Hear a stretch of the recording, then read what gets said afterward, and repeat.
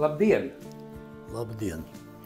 Tātad mūsu projekts saucās Labdien, un viss tas, ko mēs sarunājam, ja jūs esat ar mieru, viņš parādīsies YouTube, viņu pētīs zinātnieki, vēsturnieki, arhīvisti, studenti, žurnālisti, visi, kuriem nav slinkums, tas būs pieejams 24/7 un ceru ļoti ilgus laikus, un būs daudz skatītāju, un visiem patiks un interesēs. Vai jūs esat ar mieru, kad tas tiks publicēts?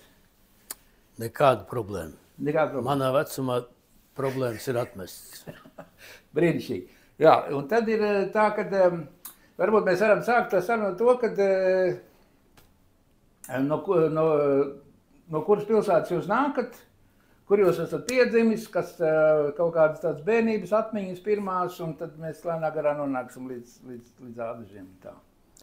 Es esmu dzimis Rīgā, rīdzinieks. Kādreiz manā dzimšanas apliecībā bija kaut kāda Obersturmbannführer zīmoks, par cik es esmu dzimis 1942. gadā. Kurā datumā? 29. aprīlī. Pavasaris.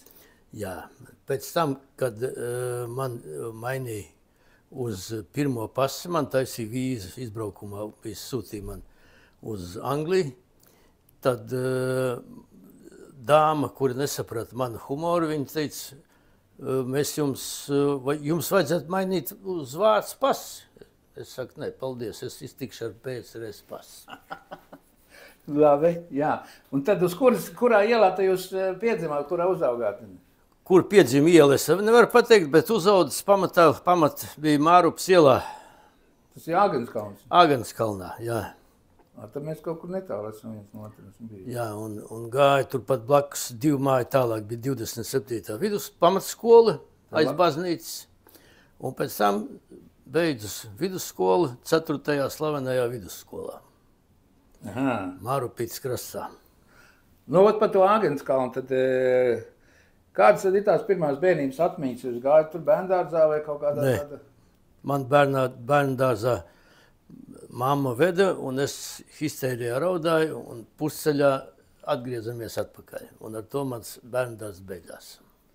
Skaisti, jā. Un tad kādas ir tās pirmās atmiņas, teiksim, es nezinu, kaut kādas tur jaungada eglītes vai kaut kādas svinēšanas vai dzimšanas dienas vai kādi ģimenes svētki? Es varu pateikt, ka šie datumi līdz kādiem, es nezinu, 12, 14, 15 gadi man ir pilnībā, es neteikšu, ka viņi ir izdzisuši, bet tur nav ko atcerēties. Bija viss normāli, dzīvojam pieticīgi, bet normāli. Un mamma un tētis bija? Mamma bija beigusi Ulmeni laiku kaut kādu skolu speciālo, un tētis bija pēdējo kursu, neizgāja, pat cik beidzās studijas. Pārkārtošanās bija augstskolā. Arhitekts bija, pusarhitekts viņš teica, un pēc tam viņš bija, var teikt, ka Latvijas inventarizācijas dibinātājs. Viņš bija, sākumā bija Daugavpils inventarizācijas biroja priekšnieks, pēc tam Rīgas, Jūrmalas, un viņam bija pakļauta inventarizācija pirmā, pat cik viņš bija tāds nejuridiskais, pat cik viņam partijas karta nebija, viņam piedāvāja stāties, viņš atteicās. Kāpēc atteicās? Nezinu. Es vēl to neatceros. Bet zinu, ka tāpēc, ka viņam bija jāatved no Rēzeknes viens mūsu pazīstams ar partijas karti, jauns kungs, kurš kļuva pa Jūrmalas pilsētas inventarizācijas biroju, un viņi vadīja, un es arī piedalījos vasarā, kad bija skolēnu brīvdienas, mēs braukājām kopā, mērījām visādas objektus. Līdz pat Jēkabpilī un tālāk. Ko tas nozīmē inventarizācija? Ko nodarbojas tas inventarizators vai kas? Viņš, es varu precīzi nepateikšu, cik procentuāli, man viss patīk datus izteikt procentos, kaut gan neesmu matemātiķis, bet ķīmiķis. Bet viņš pamatā, es domāju, ka trešdaļu mērīja, sākumā ar mammu, pēc tam ar mani, kad es paaugos. Un taisīja viss rasējums un inventarizācijas lietas tā saucamās. Tas tā kā būvvalde vai? Jā, tā kā tagad ir zemes grāmata. Viņš tāds dokuments gatavoja. Tā bija viņa pamatnodarbošanās. Nu jā, Un māma tad tā kā pa mājām un ar jums tur? Mamma bija latgaļu īstā dāma, bagāta ģimene bija. Kā sauc, no kurienes bija mamma? No Ambeļi, tas ir pie Višķiem. Tur blakus Višķi. No Daugavpils 30 km, Dubnas krastā. Viņas vecāki bija un radi visi māsa un brālis bija bagāti, izņemot vienu, kurš bija pēc tam kļūs arī slavens padomju cilvēks, līdz pat zemkopības ministram, pat cik viņš bija viens no pirmajiem, kas iestājās komunistiskā partijā pirms kara, vēl Ulmeņa laikos. Viņu vajāja, un tad viņš aizbēga kaut kur un atnāca ar padomju armiju, atnāca Daugavpili un kļuva par Daugavpils apriņķa priekšnieku. Kā viņš sauca? Luriņš. Antons. Nu jā, kā viņi bija bagāti, viņi bija tā kā zemnieki vai? Viņam bija baigās zemes tur. Višķi ezers, liels, milzīgs Višķi ezers. Caur viņu vienā pusē ieticēja Dubna, otrā izticēja ārā. Caurtec. Tas tā kā vēl no ķēzara laikiem vai? Nē, no Ulmeņa laikiem. Es sīkāks datus es nezinu, bet es zinu, ka tas bija viņam no Ulmeņa laikiem. Un tad dabīja, ka lielāku pamat zemi atņēma. Nevis atņēma, bet dokumentāli pārņēma. Tur bija kaut kāds lauksniecības, kaut kāds kolhos, vai kas viņš bija, vai sovhos, man liekas. Nu, nav svarīgi. Jā. Tātad, bet faktiski viņi apstrādāja pāri pat 30 hektārus, es zinu to. Arī sovhos zemi. Un pelnīja to naudu. Tu viņus neizsūtīji kā kulakus? Nē. Tāpēc, ka bija tas... Tāpēc, ka komunists bija. Tas bija... Viņus izvilk... Es tikai atceros, ka man kaut kāda... Cik man bija gadi, neatceros. Kaut kādā 49. gadā, tad 6, 7 gadi. Man Mārupas ielā, kad dzīvojam, man naktī uzcēla brigāde ar suni, vai 2 suņi bija, pat neatceros. Un man ar automātu cēla spilveni, skatījās, vai man nav dzīves spilveni, 5, 6 gados pistoli paslēpta, droši vien. Jo kaimiņu mājā, Mārupas ielā, tai naktī izved ārā viss. Un jūs neaiztikat? Nē, tikai pārbaudīju un viss. Bet man vienmēr ir jautājums, sarežģīti bija, protams, ārkārtīgi sarežģīti bija tiem, kurus izveda, un arī ļoti sarežģīti bija tiem, kas palika. Ja? Vienkāršāk bija tie, kas aizlaidās uz ārzemēm. Bet kā tas bija, kad, piemēram, kā jūs kaut kā ģimenē pārnājāt to, ka tur kaimiņi izvesti vai kā, vai kaut kas, neko vispār izlikās, ka nekas nenotiek? Tur, ne? Mani vecāki šai ziņā bija tāds nepieklājīgs vārds, varbūt viņš ir pieklājīgs, rafinēti. Es domāju, ka mammas brālis, Antons, viņš viņu apmācīja un arī man tēvu turēt muti cieti. Viņš neteica, nebļāva slava KPSS, bet, un arī neteica slava Ulmanim. Jā. Tas arī. Tā kā šī ziņā mēs politiski dzīvojam mierā, un es pat skolā biju iestājies pionieris, bija atceros. Kā bija? Bija tāds pacēlums tāds. Prieks kaut kā. Tas viss man ir aizgājis. Nevis tāpēc, ka es nevēlos pateikt. Tas jau ir zināms skleroze. Zinām. Jā, un pēc tam pat komjaunatnē iestājos. Komjaunietis bija. Un no 8. vai 9. klases, varbūt arī 10. mūsu 4. vidusskolā bija viss pilns sapulces skolas. Viss klases stāvēja koridoros un skaļrunī. Televīzija jau nebija vēl. Televīzija bija, bet nebija jau skolā ar videokamerām. Yeah. Un direktors lasīja, ka neliešķi, tā skaitā Aleksandrs Sidorovs bija, ir izslēdzami no komjaunatnes, jo mēs bijām kolhozā aizsūtīti. Tad ir septembrī talkā. Un drausmīgs lietas. Un mums atnāca brigadieris tāds, latvietis atceros un garaugu, vairāk neko. Un viņš teica, ka jāiet kartfeļu rakt. Mēs teicām, ka ne. Un tad mēs nevis noslēpums, bet neatceros. Vai 4, vai 5, vai 6 mēs bijām. vīri teica, ka mēs neiesim. Viņš teica, tā, tas savāciet loriņus un pa šosei kaut kādi 5-7 kilometri autobusu pietur, brauciet mājās. Un mēs arī aizbraucam. Un tāpēc mūs gribēja izslēgt no skolas, no komjaunošanas, bet es atceros komjaunošanas komiteju, kur pat atradās Slokas ielā, un tur mums samazināja pirmo reizi un pēdējo reizi mūžā uzvedību, no 5 uz 4 uzvedību, jo bija tikai 5 baļu sistēma. Jā. Nebija ne 4, ne 3, ne 2. Mums iztaisīja 4 un kaut kādu komjaunošanas rājonu neizslēdz. Tā bija mana politiskā audzināšana. Kas bija direktors skolā tur?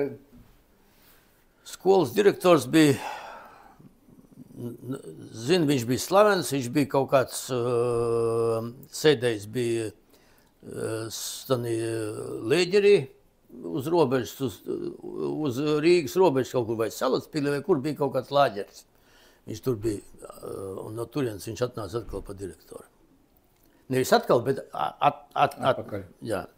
Tā kā kādi viņi, par ko viņi tur izzina un par ko viņi sēdēja, es neatceros, nevis nezinu. Jā. Kaut kādas atmiņas no skolas, kaut kā tur meitenes, ļoti pozitīvi. Tur ballītes, jūs tur bučojāties vai... Nē. Es biju nevainīgs līdz skolas beigām. Un uz izlaidumu, jā, bija mums jau sākās tāda palaišanās viegla. Bet... 12. klasē tad, ja? 11. Jā, tur ir 11. Bija. Un 11. klasē, ko es vēl atceros, var pateikt, ka mani, kā jau ar to, ka bija slavens ar kombinētnes izslēgšanu droši vien un citām izdarībām, arī slavens basketbolu bija un bokseris, es biju junior čempions. Latvijas junior čempions bija. Bet to es ātri beidzu, jo man sākās asinsspiediens kaut kur 19 gados vai 18. Lēkāšana. Kur jūs Lokomotīvē trenējaties? Nē, Daugavā. Kas bija treneris? Man liekas, ka bija tāds uzvārds, varu samelot, man liekas, ka Lavrinovičs. Man liekas, ka Lavrinovičs bija. Tad skolu beidzu, un jau uz skolas izlaidumu es viens no tiem, kas bija klases līderis, un mūs aizsūtīja aiz stūra bija gastronoms maziņš. Man liekas, ka tā bija Gimnastikas iela, melošu. Tad nopirkt alkoholisku dzēriens. Tas bija pirmais vakars klasē, kad sāk lietot alkoholisku dzēriens. Pirms tam nebija nevienas dzeršanas. Vispār. Ko tu nopirkāt? Un tagad es atceros, kas tas bija pa dzērienu, es neatceros, bet es atceros, es teicu, kā pseido speciālists. Es teicu, tam ir jābūt kaut kam labam. Balts. Man liekas, ka tas bija kaut kāds piena liķieris vai olu liķieris, kad balta pudra bija. Tā mēs paņēmām tos 3 un fizikas klasē atnāca fizikas skolotājs, ar neatceros, kā viņš sauc, un mēs no kakliņa dzērām. Tad no rīta man bija drausmīgs paģeris. Tēvs teica, tā lieto, bet mazāk. Tā man beidzās izlaidums, un pēc tam es stājos, un kas man skolu vēl atcerās, pozitīvi atcer. Tas zināmā mērā ļoti tālu ievirzījis manu biogrāfiju. Ķīmijas skolotājs, kā viņu sauc, neatceros. Man liekas, ka nebija, nav svarīgi, bet sameloši. Ķīmija. Ka ķīmija ir pasaules klase, un ķīmijas klase bija vienīgā telpa 4. vidusskolā. Vidusskola bija liela ēka, viņa pat tagad viņu slavena 4. vidusskola. Kur tā ir tā 4.? Tā, kas ir... Ja pa Mārupas ielu iet līdz galam, pār pa upi labā pusē, tur tālāk. Viņi ir Mārupītes krastā. Viņi. 4. vidusskola. Viņi bija Vācu vidusskola pirmā Latvijā. Tā ir Vācu ģimnāzija, tā ir pie Botāniskā dārza. Ne pie Botāniskā. Tā pie Māras dīķi bija. Pie Māras upes.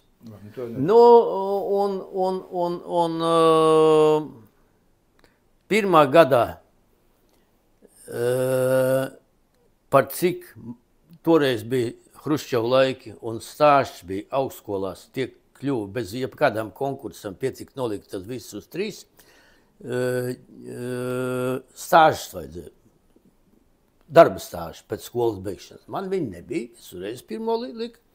Es noliku 5 eksāmeni bija atceros, 5 eksāmeni iestāju. Es noliku 4 uz 5, un 5. bija sacerējums, par ko arī neatceros. Par sacerējumu es dabūju 2, man pateica. Pēc pāris gadiem man skolotāji, mums bija klases sajiets, viņi pateica, tu zini, tas bija no kaut kādas, no vidu, vai partners, kas bija skolas, pateiks, šitos trīpojam ārā, vai tas augstskolas, ka ir norādījums, ka viņš nav stāsts, tos ārā viss. Un tad es aizgāju, man mammas brālis Antons, viņš bija izmests no centrāla komitejas Hruščova laikos, bet viņam deva 2 amats, un viņš viens no ķīmijas rūpnīcām, nav ko nosaukt viņu, pa direktoru. Viņam atļāva strādāt. Un kāpēc viņi izmet no centrāla komitejas? Tāpēc, ka Hruščovs bija atbraucis Rīgā un bija tīrīšana, tā saucamā čistka. Tur izmet viss verhuški izmet ārā. Kāpēc tā? Kaut kāds viens vai 2 vai 3 vai 4 bija latvieši uzrakstījuši, ka neaizstāv Latviju, kā vajag. Ne jau tas, ka viņi... Socialistisko Latviju? Jā, ne jau viņi tur bļāv neslava Hitleram, nekam, nebija. Vienkārši bija politiskā tīrīšana, kas toreiz bija ļoti normāla, nevis teikt normāla, bet pieņemama lieta bija. Un, viņš jau beigo stāžu, viņš jau bija no vecajiem īstajiem pareizajiem. Un viņš mani pieņēma sākumā pa strādnieku, pēc tam pa brigadieru, es tur strādāju ķīmijā. Un nākošā gadā es iestājos, visus eksāmenes noliku uz 5, un pat cik man bija stāžs, es tiku uzņemts ķīmijas institūtā, Latvijas Rīgas Politehniskā institūta ķīmijas fakultātē. Tā kanāla malā, kas ir? Jā, pilnīgi pareizi. Kronvalda bulvārs. Kronvalda bulvārs, jā. Un ko es atkal tādu ģeogrāfiski neatceros, nevis ģeogrāfiski, bet aritmētiski. Cik es gadus, man liekas, ka 4 gadus vai 3. 3. gadā sākās iesaukums padomju armijā, un par cik 42., 41., 43. gads bija maz ko iesaukt, cilvēku skaits trūkums bija, karalgadi. Tad... Vīrieši. Jā, tad izdeva pavēli, izdeva rīkojumu, saukt arī no dieniniekiem. Dieninieki bija 5 gadus, varēja studēt un neņēma armijā.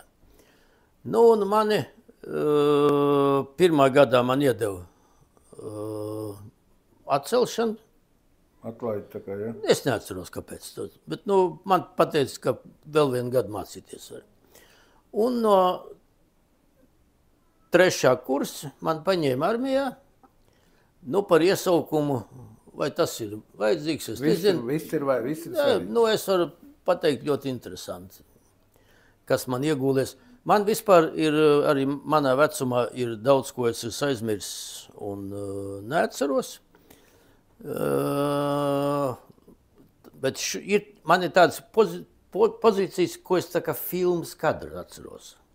Šo es atceros ļoti labi. Bija iesaukums, bija Slokas ielā, mums bija kara komisariāts Ļeņina rajona, un sēdēja komisija.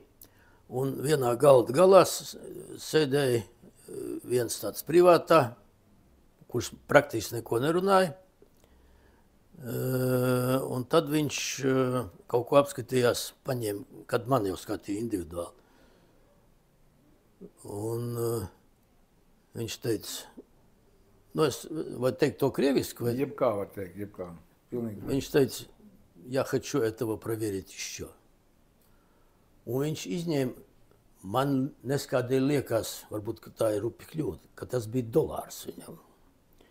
Viņš tā nolika, turēja rokā šitā galda līmenī un palaida viņu vaļā. Un es šitā un viņu noķēru. Viņš saka, un viņa interesuет. Un tad mani... Bet tajos laikos dolāri vai tad bija? Nu, man liekas, es saku, varbūt, ka tā ir man mīļa, bet, es saku, naudas zīme, bankrota. Bet tā nebija. Padomju nauda tā nebija. Jā. Tas ir točni, jo padomju nauda plivinājās lēnā. Šitas kritis diezgan stāvs lejā. Vai viņam bija kaut kāds speciāls papīrs. Bet, es viņu noķēru pirmajos 10 centimetros. Man bija tāda, tomēr nepavēlt man arī par bokseru ņēmi. Un mūs aizsūtīja uz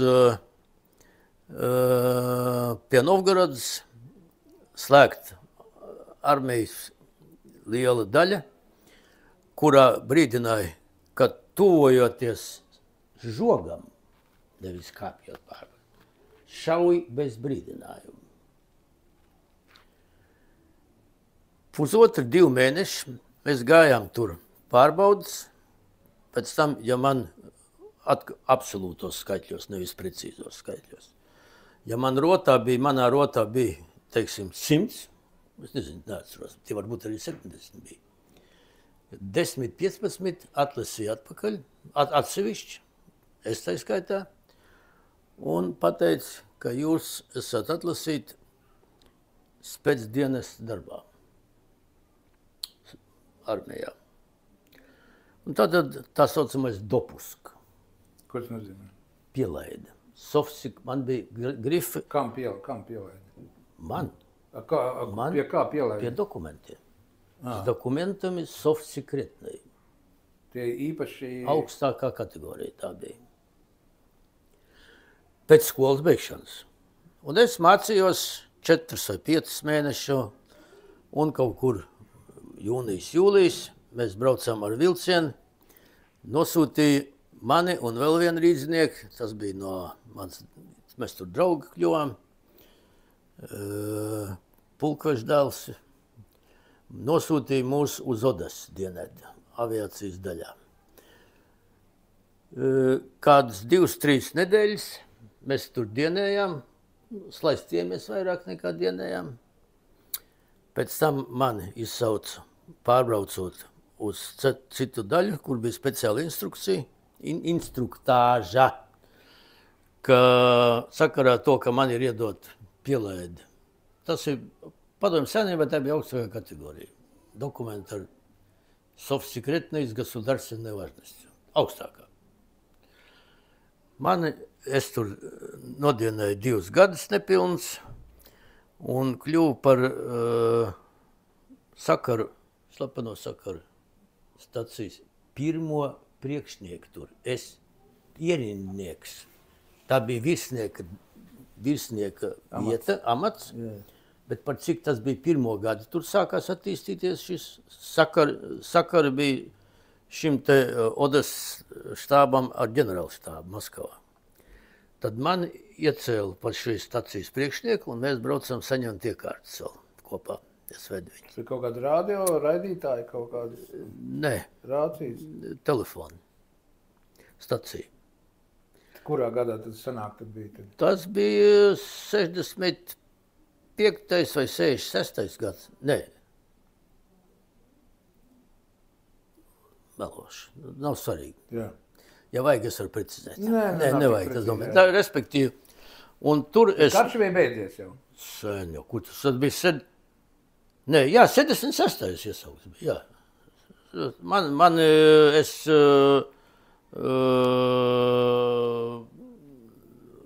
Es šito te, es tur nodienēju, un man viss pārējie, ja dienēja, par cik es biju izcēlies tur, es šitam te, no šīs daļas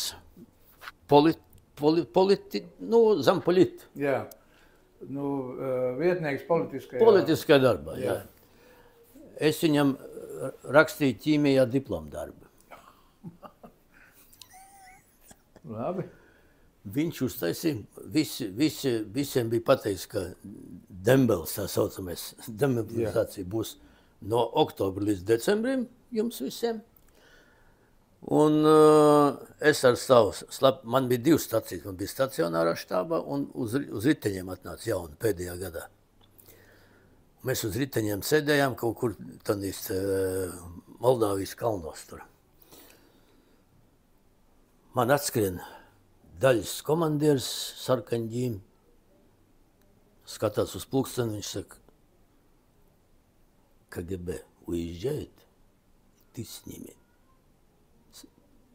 Час собрать станцию. Es savācu mašīnas ar migalkām, pa ceļu atbraucam uz Odesu. Šīs man pēc tam izsauc nākošā dienā pie sevis kabinetā. Aleksandr, ты завтра демобилизируешься. Augustā, kaut kādā 25. Nevis decembrī vai novembrī. Bija vērts iesniegt, jā. Jā. Bet kas tad jums tur bija pieeja tiem dokumentiem īpaši svarīgajiem, tiem slepenotajiem? Kaut kas tur bija, nekas tur nebija? Es klausījos. Tikai klausījāties? Un ziņoju. Un ziņoja to, kad, ko tur amerikāņi dara vai... Nē, tikai armijas... Armijas sarakst, kad lai nav armijā, lai nav kaut kāds bunds vai kaut kas nebriest vai kaut kas tam. Jā. Nu, un bija kaut kas arī tur tāds, kas... Tajos gados jau kas tur kam nekas nebija. Pilnīgs miers bija, var teikt. Nu, praktiski miers, tā teiksim. Kaut kāda sīkuma bija, bet es jau mācīju, man prāts bija jau paudzes, es to ziņojumu arī saīsināju mazliet. Lai pēc tam man nesāk vēl. Jā, lai labāk miers, jā. Jā. Nu, un tā es atbraucu mājās. Bet par to armiju vēl tad... Un kāds, ko tu jūs tur ēdāt, ko dzērāt, kāds bija tas dienas režīms? Es parādas formā, vienmēr braucu uz štābu parādas formā. Mūsu speciāla mašīna padeva uz daļu, es gulēju atsevišķi, es gulēju kazarmās, bet stūrī vienā bija. Un es ēdu atsevišķi virtuvi, nevis virtuvi, kopējā virtuvē, bet galdi pēc tam, kad paēda tie, kas, pārējie. Tur bija apsargi, tur bija šitie lidmašīnu apkopēji un tā tālāk. Nevis apkopēji, apkalpotāji. Apkalpotāji. Mēs ēdām 4 cilvēki, mēs ēdām, es un man padotie, mēs ēdām atsevišķi. Un es neteikšu, ka mums gatavoja kaut kādas cepešas, tā es būtu atklāti melot. Jā. Bet mums no tā, kas palika katlos, un katlos palika parasti biezumi, jo tos pēc tam ēda staršinas un šitie pusrangs. Jā. Tad tur mēs ēdām tik, cik mums vajadzēja. Nu, kas tur bija visgaršīgākais vai visnegaršīgākais? Bija kaut kāds? Nē, negaršīgāk nebija. Tur bija viss super bija, es varu teikt. Nu, priekš tā laika un armijas. Un kas... Cik maksāja par dienestā, cik jums bija? Tas jums jau bija paaugstināts? Kaut kādi 28 vai 27 rubļi mēnesī. Tā bija baigā nauda. Tas ir daudz, ļoti daudz. Baigā nauda. Parasti laikam bija kaut kā 3 rubļi, jā, vai kaut kā... 3 vai 4. Jā, kaut kas tāds bija. Man bija baigā nauda. Un uz ko tērēja naudu?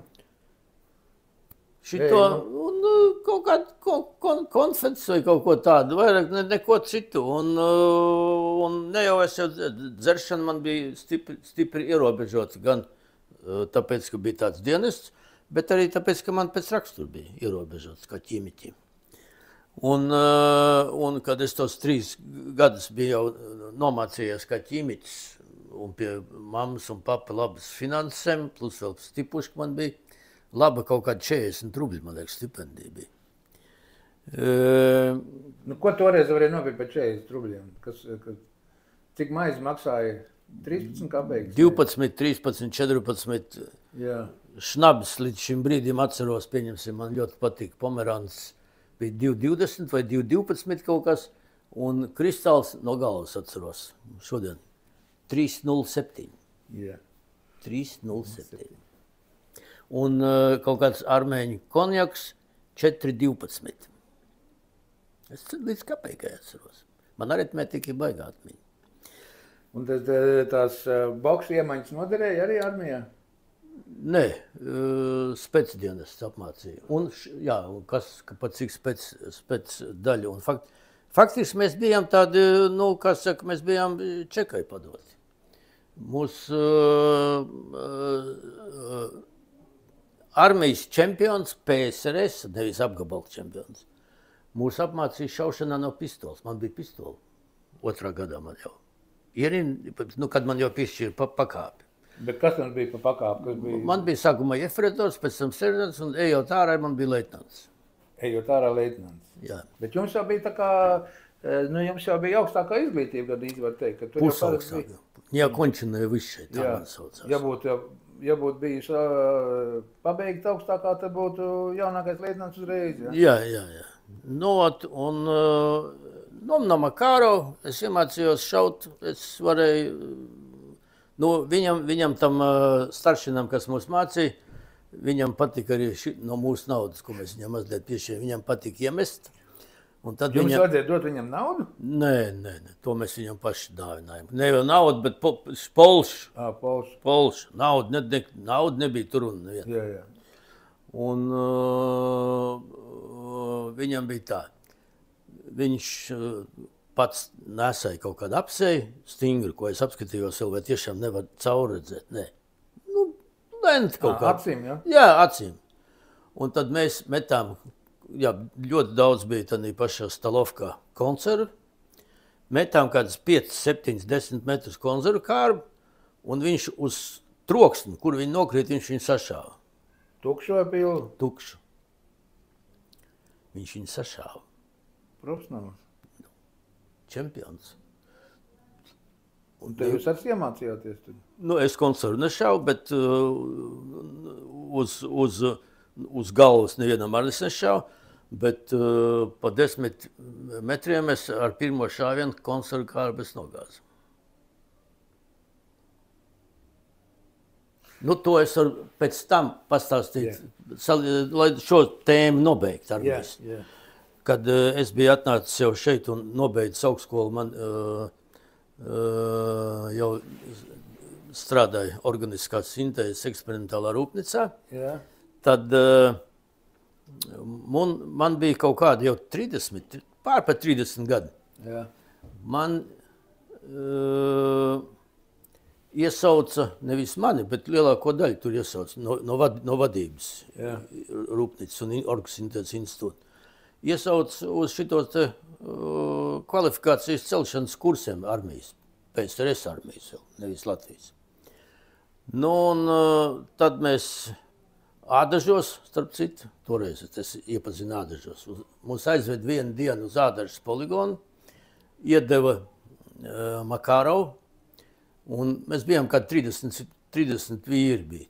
Gados tur bija, man bija 30, 32 vai 30 gadu diapazonā. Tas jau bija kādi 5, 6, 7 gadi pēc armijas. Man iedeva Makārovu, visiem iedeva. Nevis iedeva Makārovu, deva uz rokās ar 3 patronām. Tas, kas vadīja tos kaut kāds virsnieks. Apmācības. Jā. Faktiski tā nebija apmācība, bet pārbauda vienkārši. Un tad šāva pa 20 metriem šitādi, tā kā šitie 4 paciņas. Šaut mērķis ar apļiem un ar vidu melno caurumu un apļi. Nu, un tad no tiem 30 pāri, cik tur bija. Jā, un tas bija tā kā šitas spogulis uz tādu finieri bija. Un tad pa 3 tur šāva. Un no tiem 30 finierī netrāpīja vēl kādi 10 finierī, nevis mērķi, nevarēja trāpīt. Un kādi pāris trāpīja tur tanīt papīro, es sašauju, kā šodien atceros, 7, 8, 9. Tas virsnieks teica, nu ты что, ты снайпером учился? Es saku, es viņam ar tādu pushumoru, ko viņš nesaprata. Я первый раз в руке держу пистолет. Viņš teica tos vārdus, ko es neteikšu krievu valodā. Viņš saka, я тебе дам 7 патрон, и сейчас отстреляю visu. Es sašauju kaut kādus 2 desmitnieks, Viņš teica, я снимаю, viņam cepuri bija tādi, снимаю перед тобой, я такого не видел. No. Nu, un to es varu pateikt. Tas ir gēni. Jā, un, no mammas. Jā, un pēc tam tāpēc man iedeva mūsu, es negribu mētāties ar liekiem uzvārdiem, ģenerāli, kas dalīja ieročus šeit jau Latvijas laikos. Viņi man iedeva atļauju un uz Izraels Zigzauer spēcdienestu pistoli nesāt. 11 patronas un kalibrs, lielais kalibrs. Jā, Zigzauer ir labāks par to Makāru. Zigzauer tas ir vācieši, ja? Jā, un tas ir fantastisks šaujamais. Nu, es ar viņu, un nobeidzot šaujamot, jo manā vecumā patīk arī lielīties, lai man piedod tie, ja kāds skatīsies. Ja ir ar ko, jā. Tad 2 gadu atpakaļ mani izsauc uz beidzās ieroču nesēšanas atļauju. 81 gads man bija. Nu, man paziņas, kam ir, viņi teica, nu, Aleksandr, atvadies. Jo ir kaut kāds, nu, rīkojumi vai, es nezinu, vai instrukcija, ka no cik tur gadiem tev varbūt maksimāli iedos uz 1 gadu vēl, maksimāli. Virs 80 jau pamatā jau noraida. Nu, es biju tanīte komisijā ārstu, pārbaudīju, tad komisijas priekšsēdētājs, viņš kaut ko rakst. Tad viņš skatās, kāds tev dzimšanas gads ir? Ko tu te esi atnācis pagarināt? Es saku, viņš gribēja man pagarināt. Es nevaru, aiz manis, kad 2-3 tur gadi, es gan ātri, kad 2-3-4 cilvēki rindā pie durvīm. Tad, kad viņš atnāca, tur jau stāvēja, kad 10. Viņš nikns tāds. Še, un ej mājās. Es izēju ārā 5 gadi. Pagarināju. Šim iedeva pavēli.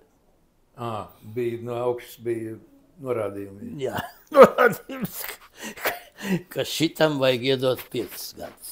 Nu, tā kā, bet, nu, kas ir pārkurstīšos, es baznīcā neeju, bet es ticu, ka mūs pārvalda, un pa ticību vēl 2 vārdus pateikšu pēc tam.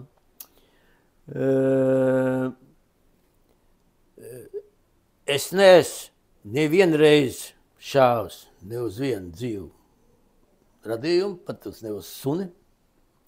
Kaut gan pagājuši gadu man bija sauc man uz Siguldu uz tiesu. Par to gribēja man paņemt priekšā. Jā. No, un es pat vairāk nešaut arī pat uz šito te, kur es gāju uz šautu. Atžot, te? Jā, es nezinu. Man viņš stāv seifā, kad jā, ir brīži, kad es esmu ņēmis, un es zinu, ko tas nozīmē.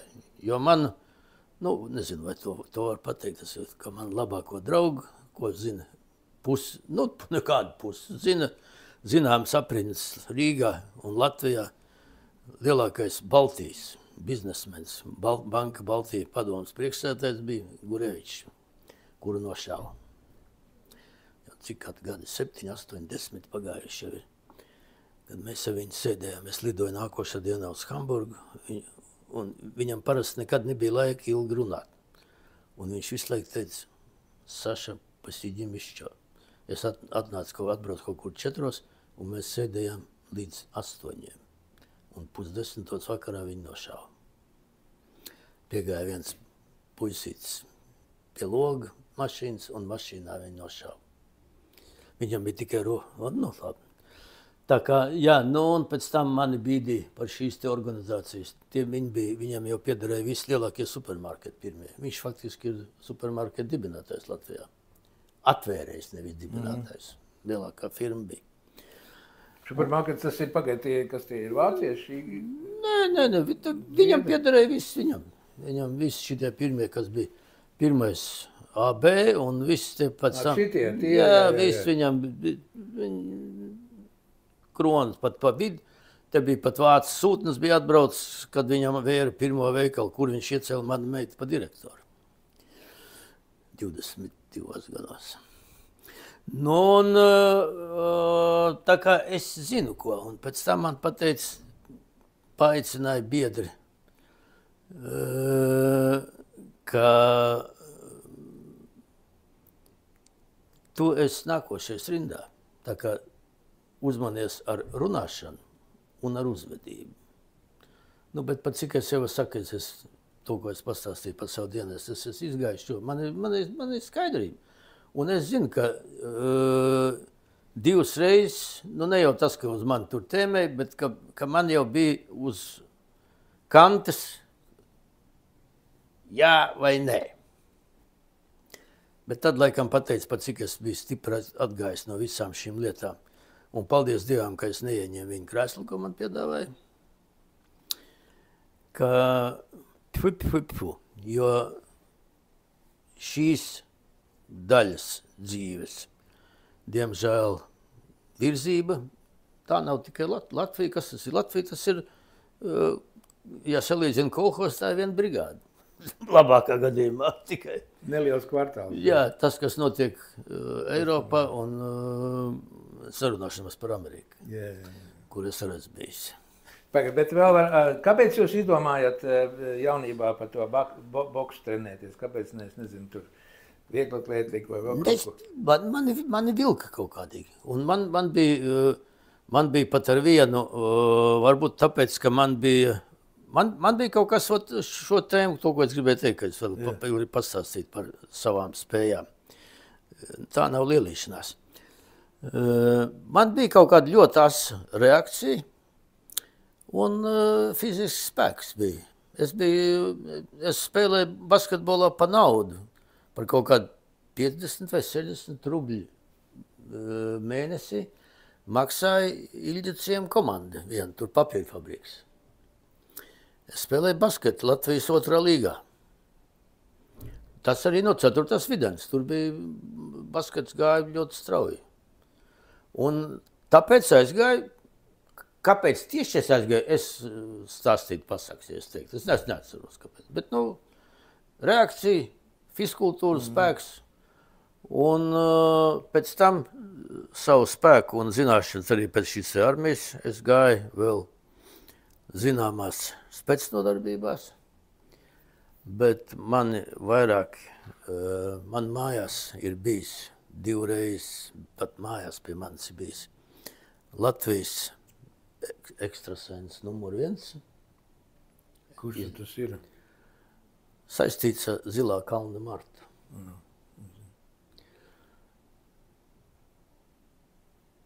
Bet es nezinu, man, piemēram, bailes no tiem ekstrasensiem ir.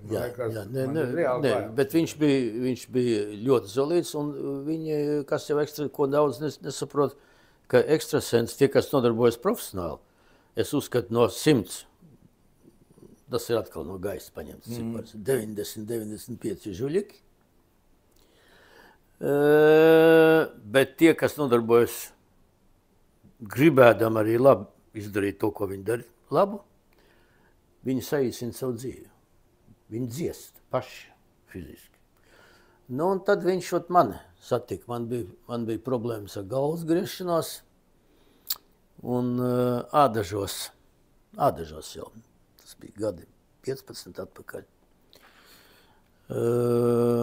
Mana medmāsa, ko man bija labas attiecības, pat pa viņas, kopējs darbs bija, ādažos viņi strādāja. Arī poliklinikā lielajā valsts, ādažu poliklinikā. Viņi teica, ka mums pat noticis netālu no tavas mājas interesants gadījums.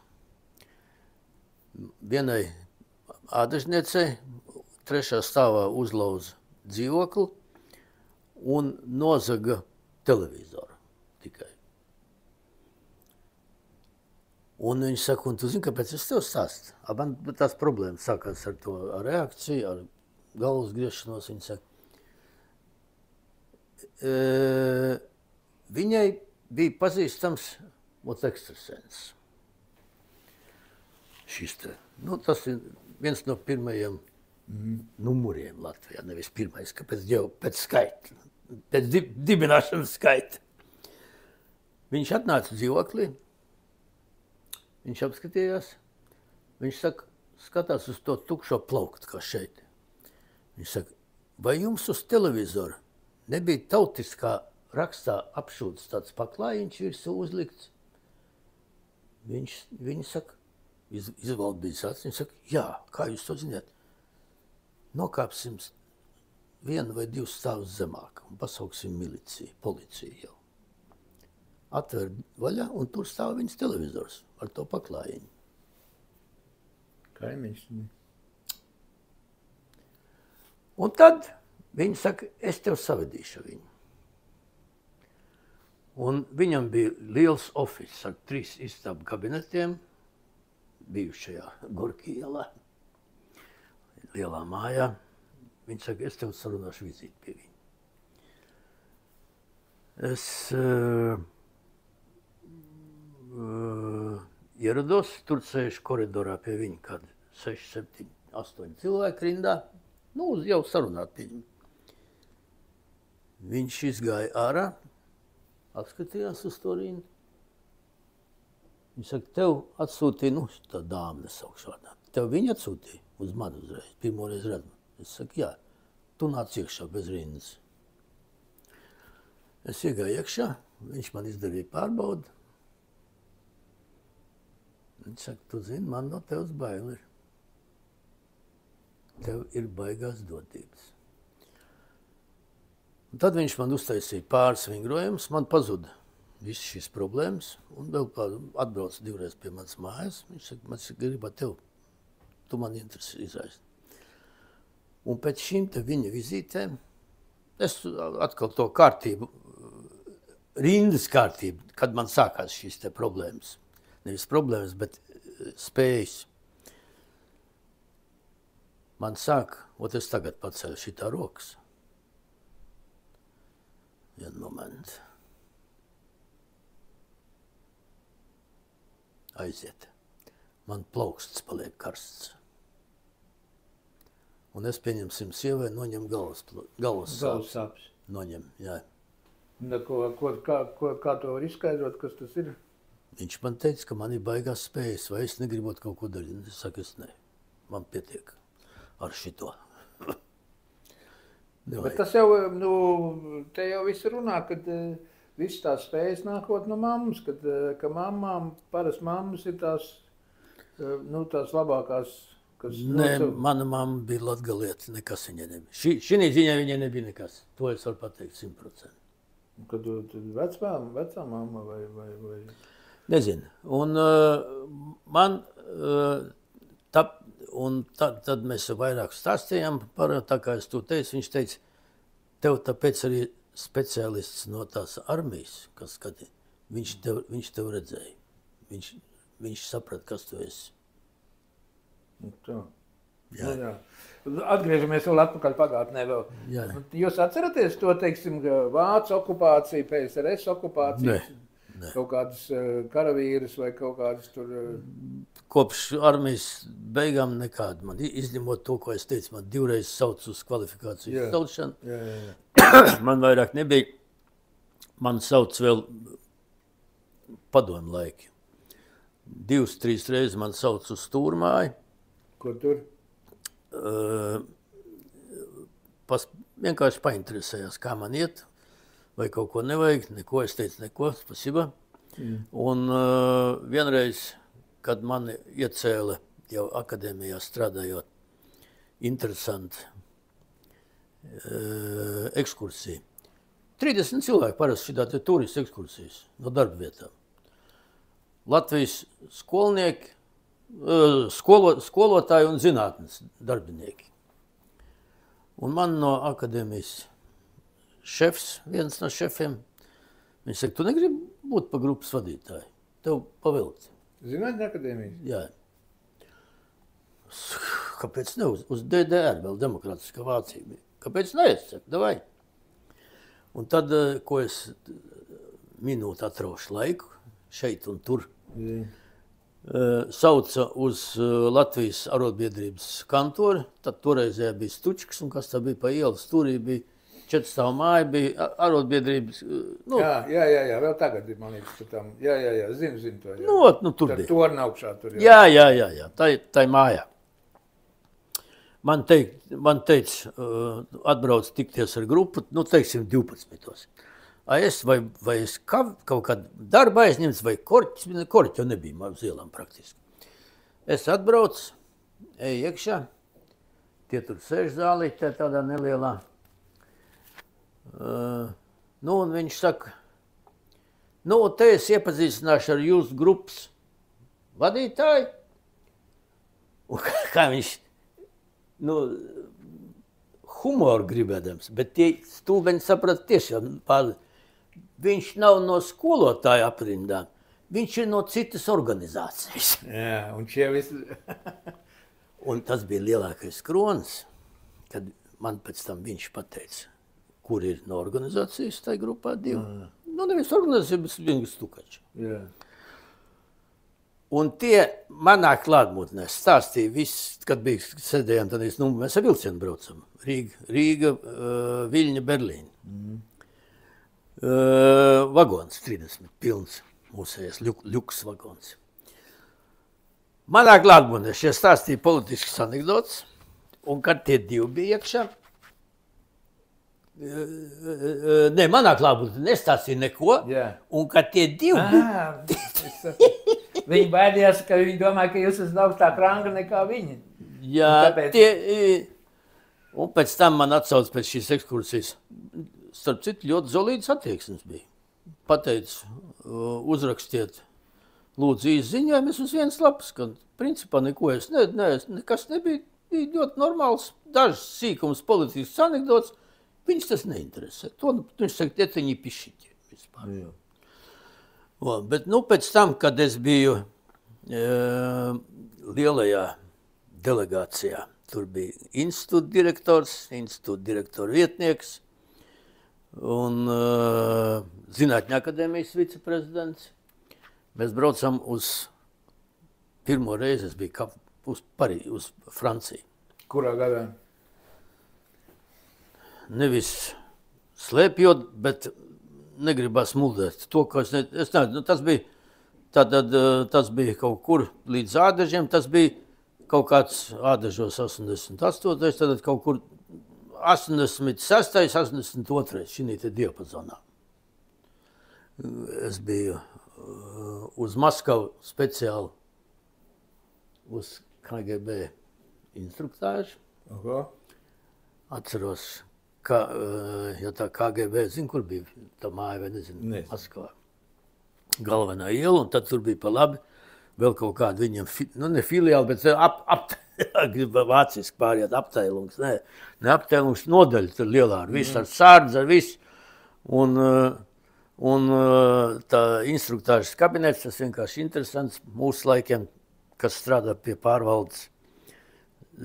Bija kabinets viņam, nu vismaz 15 metri garumā, platumā kas 10, galds tāds, kur var sēdēt pa 5-6 rindā šitā. Un viņš palt galā viens pats. Viņš sēž, skatās, kāda bija instruktāža. Man jau pirms tam teica, tur kādu pusstundu būs инструктаж. Александр, ты мне можешь дать инструкции, а не я тебе. Viņš saka, все, иди. Tā bija visa instrukcija? Jā. Šitādu gabalu vajadzēja braukt, lai... Uz Maskavu speciāli lidoja.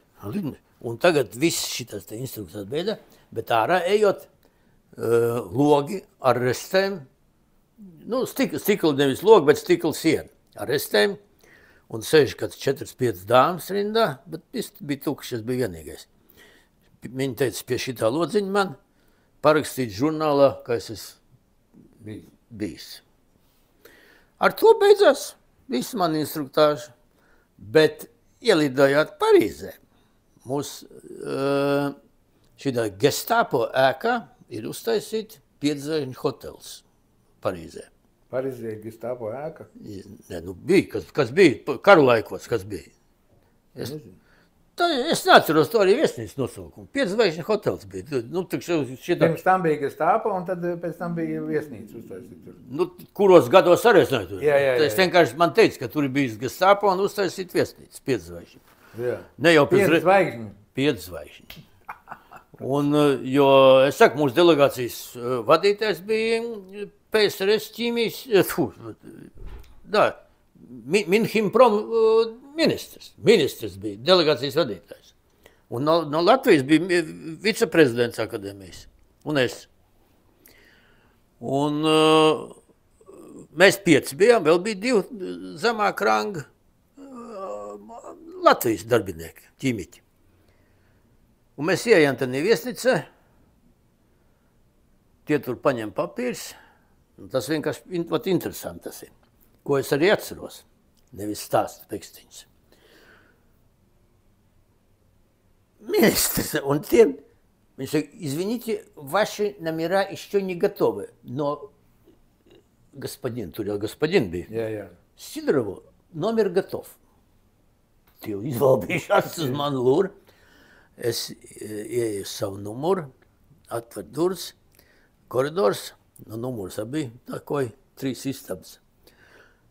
A pretim koridorā durvis pusvirs, un viens sēž pie šitā divāniņa un lasa, izliekās, ka viņš lasa franču avīzi. Un tur sēdēja 24 stundu dienā viens onkuls, un kurš lasīja visu laiku avīzi. Ir francūzis? Jā. Un ko viņš pārbauda, tā kā, ko... Kur es eju, kas pie manis nāk, ko es daru? Tas tā kā franču čekists vai? Jā, drošībnieks. Tāpēc, ka man pēc tam... Viņi tā kā baidījās no jums un tāpēc? Jā, tāpēc, ka bija noteikti noplūda no Maskavas. Par mani, tas bija 100%, bija kaut kāds francūzs. Par nakti arī viņš tur sēdēja? Jā, nakti, viss, 24 stundu dienā. Es kā gāju čurāt, es skatījos pa šķirbu. Jūs sarunājaties ar kaut ko? Nē, traks, es neko nerunāju. Tas ir vienkārši piemērs, kāda ir drošības sistēma pasaulē, un kas notiek, un kur es esmu bijis šī ziņā. Bet ne tas ir galvenais, ko es gribētu teikt. Pāriesim pie dzīves sādažos. Jā, bet nē, pagaid, vēl par šito. Bet, tā kā jūs pirmo reizi bijāt ārzemēs, kāda bija tie pirmie iespējas vai kaut kādas sajūtas vai kaut kas tāds, kas likās? Es esmu skaitījis vienu dienu guļot gultā, kad miegs nenāca. Man liekas, ka 23 valsts tas ir bijis. Visā savā gadā. Viss, izņemot Austrāliju, es esmu bijis visur. 2 reiz Ķīnā, 2 reiz Vietnamā, 2 reiz Amerikā, Francijā kāds 4 reizes, Spānijā kāds 15 reizes. Latvijā vislabāk. Jā, Vācija tas ir, man zina, tā firma, es iedošu vizītkarti pēc tam. Tur 30 reizes. Vācijā bija, ka es mēnesi reizes lidoju uz Vāciju. Un cik reizes ar prāmu, es braucu ar savām mašīnām uz Liepāju un ar prāmu līdz...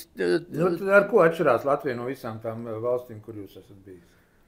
Tā rupi 2-3. Jā, runājam par gadiem 5, 7, 8 atpakaļ, tad Latvija atšķirās ar to, ka ir sūdīgi ceļi.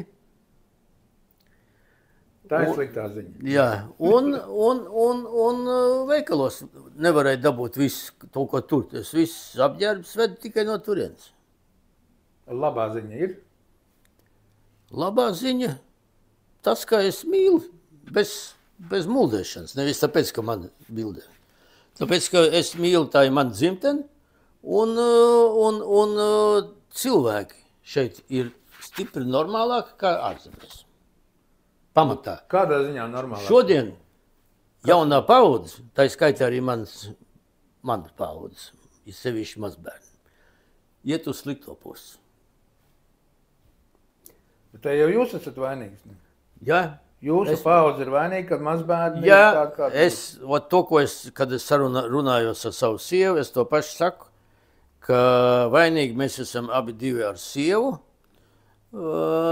kur mēs Mēs strādājam. Kad es sāku šitai ādažos strādāt, iepriekšējā darbos, tādā pašā orgsintēzē, es strādāju no 9 līdz 5 un gāju mājās, un es darbu mājās neatcerējos. Vai, pieņemsim, es gāju atvaļinājumā 24 ķīmiķis, 24 kalendāra dienas, darba dienas. Tad man atvaļinājums bija 30-32 dienas.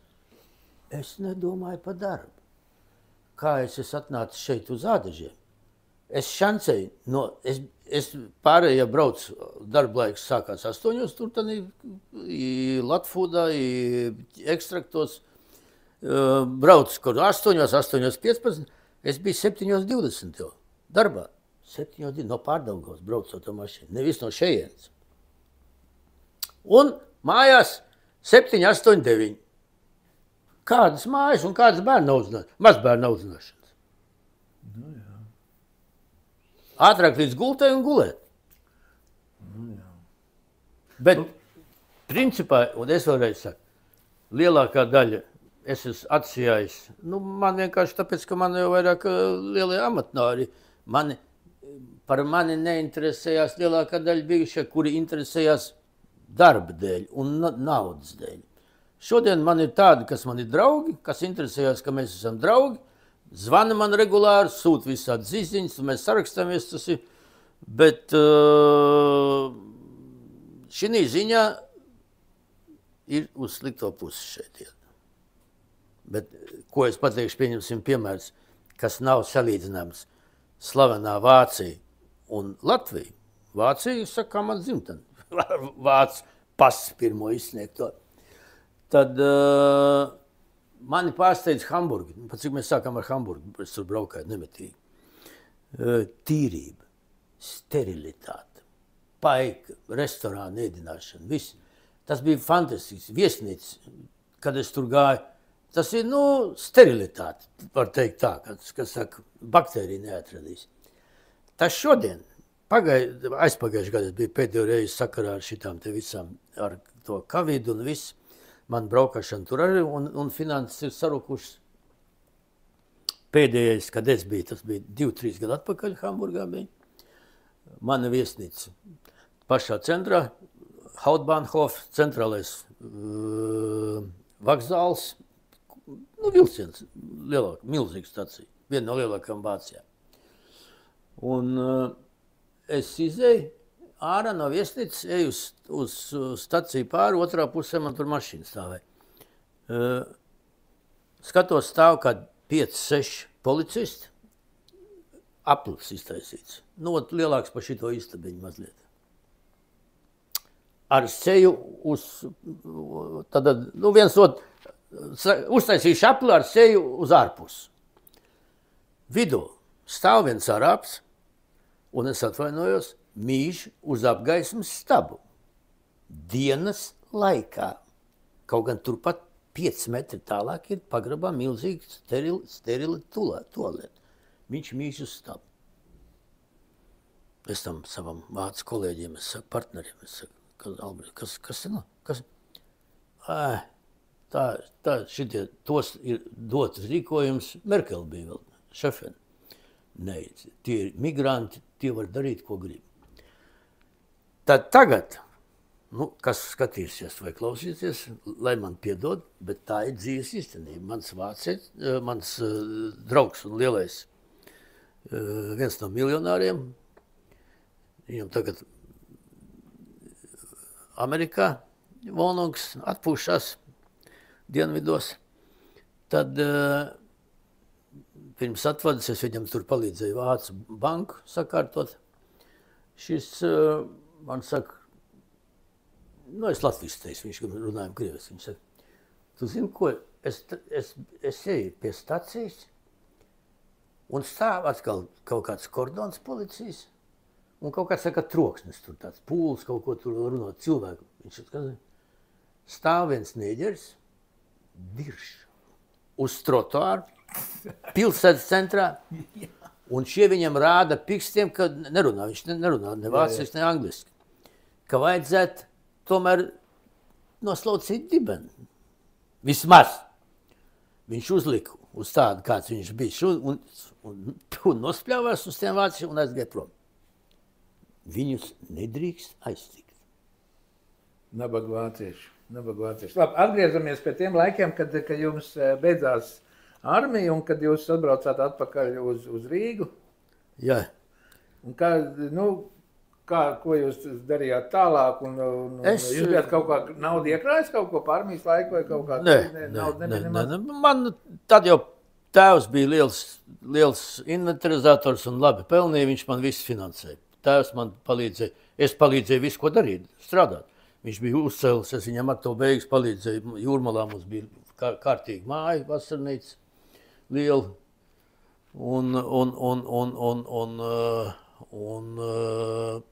Tā kā es sāku strādāt, vienu gadu vēl tādā pašā iepriekšējā ķīmiķi pie mammas brāļa. Pēc tam sapratu, ka man kaut ko vajag tomēr studēt un nobeigt studijas atlikušos 2 gadus. Pārgāju uz vakarniekiem un atradu darbu. Man ieteica Organiskās sintēzes institūta eksperimentālā rūpnīca. Viņai tāds gars nosaukums bija. Kur viņi atradās? Viņi atradās Rūpniecības ielā. Kurā vietā tur? Tur viesnīca ir un bija bijušā cekas māja. Un pretim iet laikam zinu, jā. Maziņa šaura iela. Tur bija rūpnīca. Tā bija, to rūpnīcu uzcēla pēc kara jau bija, viņa bija vitamīna rūpnīca pirmā Baltijā. Un tad atdeva institūtam, kuram bija baigais Hillers Nelaitis, bija slavenais akadēmiķis. Tas bija slavens Eiropā ķīmiķis. Un tur es no brigadiera es uzdienēju līdz inženierim projektētājiem. Un pēc tam man redzēja, kāda man ir attīstība, un es negribu lielieties. Man attīstība bija ļoti strauji gāja augšu. Man paaicināja uz institūtu, Organiskās sintēzes institūtu. Jūs zināt, kur atrodas? Nē. Kur visi institūti atrodas? Aizkrauklas iela. Lielvārds Aizkrauklas iela. Nezinu. Lielvārds ielā. Jā, labi. Tur ir 4 institūti. Fizikas, ķīmijas un bioloģijas. Vēl tagad arī ir? Jā. Un tur es strādāju, kļuvu par patents saņēmu par slaveno pretvēžu preparātu ftorofūru. Līdzautors bija Hilleram, kurš nomira 70 gados vēzi. Un pēc tam... Pats uztaisīja patentu un pats nomira. Jā. Un... Pagaid, šito te vēl parunājam vēl šito te. Bet tad, jūs kā ķīmiķis, tad... Vēzis ir ārstējums vai nav ārstējums? Ja atrod pirmsākumu, pirmo stadiju, tad ir. Vēzis ir sēna vai kas tas ir? Kas ir vēzis? Vēzis ir šūns, viņš sēda šūns, viņš ir šūna riejs. Un es jau varētu ķīmiju neatceros. Bet kāpēc viņš rītoja tās šūnas? Iedzimtība. Tur iedzimtības? Bet kādreiz taču nebija vēzis, ja bija arī? Visu laiku bija? No bruņiniekiem bija jau vēži. Tikai to nezināja, ka tas ir vēzis. Un pēc tam aizgāju uz institūtu, kur uzdienēja slavenais Kalviņš Ivars. Pa direktoru kļuvu, un tagad viņš ir akadēmijas prezidents. Un viņš man paņēma pa līdzautoru. Nevis paņēma, ielika vienas stadijas. Patente es biju mildrināts slaveno. Vat par to mildrinātu. Daudzas valsts ir, kur ir aizliegts tas mildrināts, un daudzas valsts, kur nav aizliegts. Pa mildrinātu es varu pateikt skaidru un gaišu. Aizliegts ir tur, kur viņu sāk lietot kā dopingu. Nevis kā ārstniecība, bet... Kā dopingu tas nozīmē liela doza, liela deva? Nē, viņš ceļ, ja to dozu lieto biežāk un vairāk nekā tā doza ir rekomendēta un atļauta. Cik ir rekomendēta? 500 mg dienā, 7 līdz 10 dienas pēc kārtas var lietot, bez bailēm. Jā. Tas ir normālam cilvēkam. Es nerunāšu par kaut kādu sirds slimnieks. Tad ir pauze. Pārnedēļu pauze. Bet šitie visi slēpotāji skrēja un visi tie lieto katru dienu. nevis slēpotājs, nepareizais. Tie, kuri grib vinnēt, Jā. kuri nesaprot, kas ir kas. Kā es saku, šitā te čurkas. Jā. Bet ko tad tas Mildrināts dara? Viņš paplašina asinsvadus? Nē, viņš pātrina asinsriti, un asinsriti ir skābekļi padeva organismam. Un skābeklis ir spēks. Viņš dod spēku. Tas nav tā kā baigos lieku virsslodzi kaut kādu vai... Jūs pats lietojat Mildrinātu? Jā. Viņš tā arī lietojat 500 un tad pauz? Jā. Bet cik ilgi viņš jāliet? Visu mūžu vai kā viņš jālieto? Es lietoju jau 15 gadus vismaz, ja ne 20. Katru dienu tā kā... Nē. Pēc tam es ar sievu izlaižu, nevis tā kā rakstīts, kā es saku rekomendācijā. Jā. Bet mēs varbūt izlaižam arī 2 nedēļas nelietojam. Un tad atkal? Jā, un viss ir forši. Un tad, kad tajā ķermenī tad pienāk klāt tas skābeklis, tad kas tur tas ķermenis paliek netik skāps vai kā viņš paliek? Tas skābes, sārma vai kā? Nē.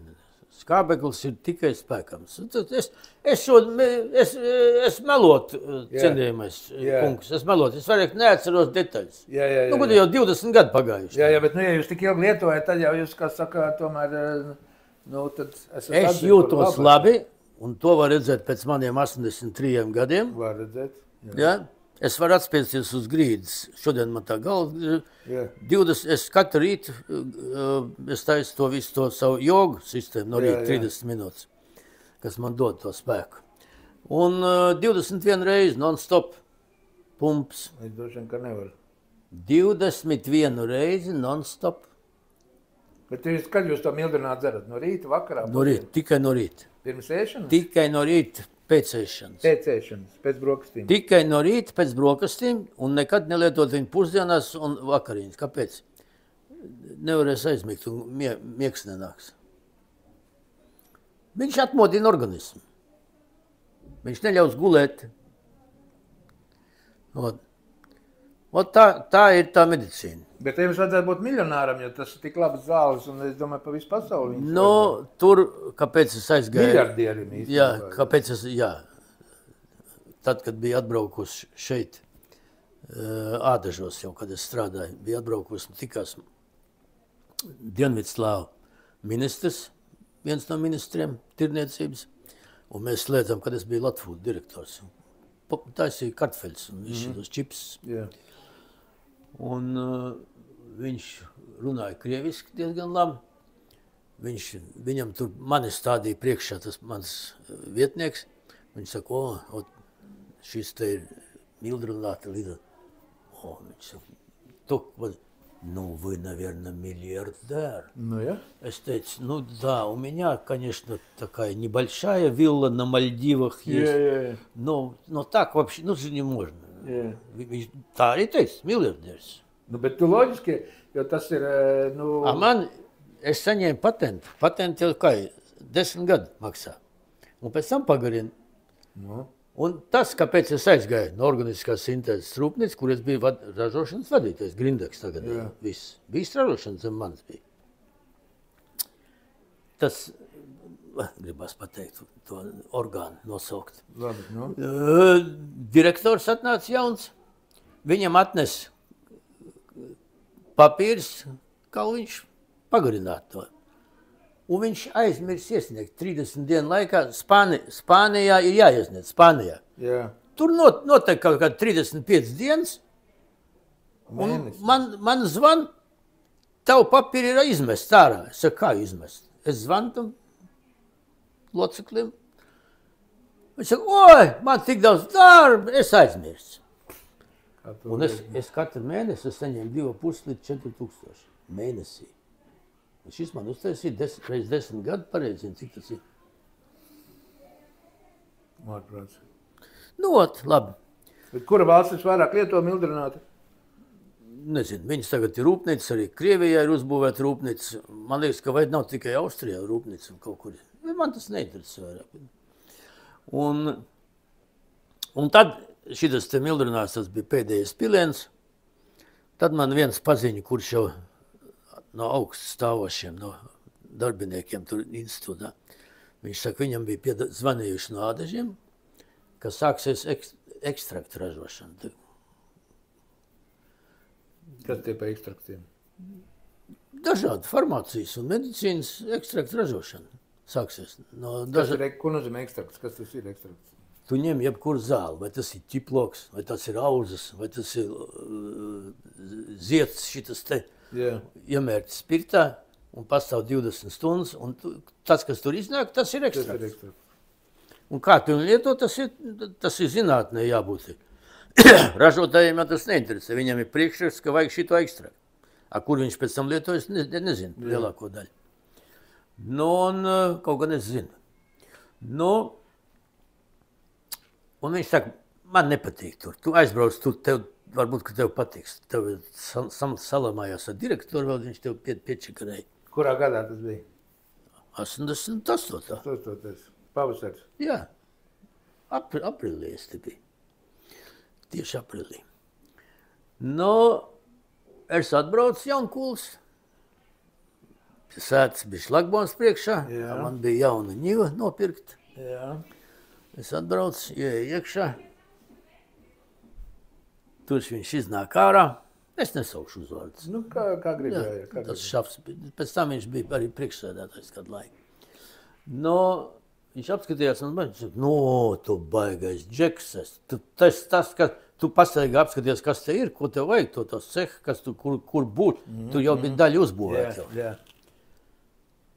Es tev sākumā noformēšu pa laboratorijas priekšnieku. Tagad tur, tad Grindeks ražošanas šefs, es saņēmu algu kaut kādi 200-210 rubļi bija. Un vēl kaut kāda kvartāla prēmija bija. Bet no 200-210 man bija 20 vai 30 rubļi nodokļi. Tas bija uz papīri. Jā, tad kad 190 rubļi. Jā. Viņš man saka, viņš man iedeva laikam 230 vai 2, bet tu viņš saka atcerā, tas vēl bija kolhos pēdējo 2 gadu. Kad tev viss uz rokas. Un vēl kaut ko tev pierakstīsim. Es saku, nu, davai. Nu, un es tur sāku. Un pusgadā man bija jau gali pazīstams. Kur šeit nevarēja atrast realizāciju galvenais, kur meklēt. Kaut kādam tur Bauskas kolhozam, kas taisīja jau ekstrakts, tur viņi pārdeva tad jau pat zaudējumu cenu. Es aizbraucu uz Dzintaru, kur man labs, var pat teikt, toreiz bija draugs. Ilja Herčikovs. Es saku, Ilja буду. Я тебя обеспечу всем. Viņš pasauca savu galveno inženieru, tas bija Zolīts, krievs. Ilja jau nebija krievs, bet, nu, viņš saka, я про тебя наслышан. 6 mēnešos. Tad, un pirms manas atnākšanas, es varu būt, lai man piedod, tehnika. Es varbūt kaut ko varu samelot par kaut kādām summām. Man liekas, ka tai gadā 88. vai ādažu profīts nebija kaut kāda 1,5–2 miljoni, kaut kas tāds aptuveni bija, kaut kas gadā bija. Es nākošajā gadā uztaisīju no ekstraktiem 20 miljoni. 20 miljoni. Kā rezultātā bija atbraukusi amerikāņu delegācija, kaut kādi gubernatori, kaut kāds liels bars. Sēdēja lielajā kantora zāli, kur zāli tur bija galda. Tas kultūras namā. Jā. Vecajā. Galda, jā, vecajā. Šitā galda slīpa salikt. Un šie sēdēja tur kaut kādi 15–20 cilvēki, ieņķi. Pie galda sēdēja Ivars, muzikants, Alberts un es. Nu, tagad tur runa, saruna, jā, un es pirms tam es jau biju iemācījies. Es gāju 2 gadus angļu valodas, vācu valodu man kā dzimtāju. Kā latviski, krieviski, vāciski runāju. without problem. Jā. Tas ir iemācījos arī angliski, tik tekoši tagad es runāju. Nu, un Alberts tā skatās uz pulksteni, tad noliecās. Aleksandr, tu aizbrauci pie Baloža, viņš tev gaida kaut ko. Balodis bija transporta šefs, muižā. Nu, es pieceļos, paklanos viņiem, iesaļos savā ņigā, aizbrauc. Skatos, pie priekšā, pie ieejas stāv 2 mašīnas baigās. Ne mūsu, ne Volgas. Es uzēju augšā, šis sēž pie galda, tāds nekļas. Nu, viņam galds nebija tā kā 20 cilvēki, kā 4. Un pamet šitā tādu konverti. Balodis? Jā, še. Un atslēgas no mašīnas. Es saku, kas tas, ko tu man dod? Ej lejā un brauc mājās. Es izēju ārā, tur man pazīstams šofers, labs bija. Alberts šofers. Viņš saka, no tu esi ticis. Es saku, kur es esi ticis? Es tev parādīšu. Tu atstāji savu ņivu te, iedod man atslēgas. Lai viņi stāv te. Tur apsardz viss bija. Jauna bija saņemts Ādažos 4 Toyotas. Pirmās. Atceros, jā. Alberts, partorgs, muzikants un es 4. bija. Kas bija partorgs? Tāds resns, kā viņš bija. Es vienreiz viņu piedzērušos ved mājās, Juglā viņš dzīvoja. Aizmirst, kā viņu sauc, Jeiboha. Žīts kaut kāds tas bija, ne? Nē, Latvijas. Viņš pa mani tādā grāmatā, kas bija izdot par Ādažiem. Viņš tik bija uzrakstīts par mani, ka atnāca no Rīgas bijušais drošības tehnikas inženieris, nevis tas, ka viņš bija šefs. Jā. Apzaga viss Ādažos, un tagad viņš ir miljonārs. Tur ir latviešu valodā uzdrukātā grāmatā. Man vēl Borufkovs teica, tu iesūdzi to. Viņi tiesā un iesēdināsim. Es tev garantēju. Jā. Es saku, nē. Es pat viņam nezvanīšu. Jā. Nu, un es iesēdos jaunu Toyota. Uz spidometra bija kaut kādi 50 kilometri. Nu, mācēja pabraukt ar Toyota? Nu, kas tur? Man tagad mašīnas bija daudz braucis. Visāds. Volga man bija 24. jauna. Viss tā kā... Nu, pa tiem jeņķiem. Ne, īstenībā varbūt sākam vēl ātrāk par to, kad atceraties pirmo tikšanos ar Albertu Kaulu? Kaut kur pie viņa kabinetā, kā iegāja iekšā, bija apaļs galds. Tur bija kaut kāda, man aicināja, kad sākās ar tiem ekstraktiem, un kad es noslēdzu līgumus ar Dzintaru. Tā viņš man tur aicināja, un neticīgām acīm uz mani skatījās, un viņu stādīja. Tas, kas man paņēma. Ārīs. Tas bija vēl klāt. Bet saruna toreiz bija vēl tāda iepazīšanās un ātra un vēsa. Bet pēc tam es biju pie viņa regulārs ciemiņš. Un tanī pašā gadā manai sievai bija ģībons uznācis gultā. Bija, pirms jaunā gada. Man zvana Deniškāns, Glavbuhs. Jā. Brauc šurp. Kas ir, es saku? Brauc šurp un nejautā. Parakstīties. Prēmija par ekstra. Kaut ko, kāds skaidri.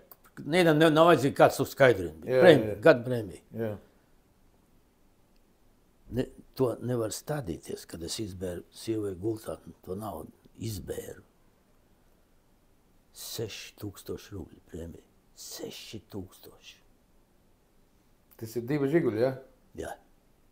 1,5. Pusotru. 1,5 žiguļa par tiem ekstraktiem. Par to, ka jūs nopelnījāt Ādažiem 20 miljonus, tu jums iedeva 6000. Jā. Tas ir, pēc tam šito māju uzcēl man.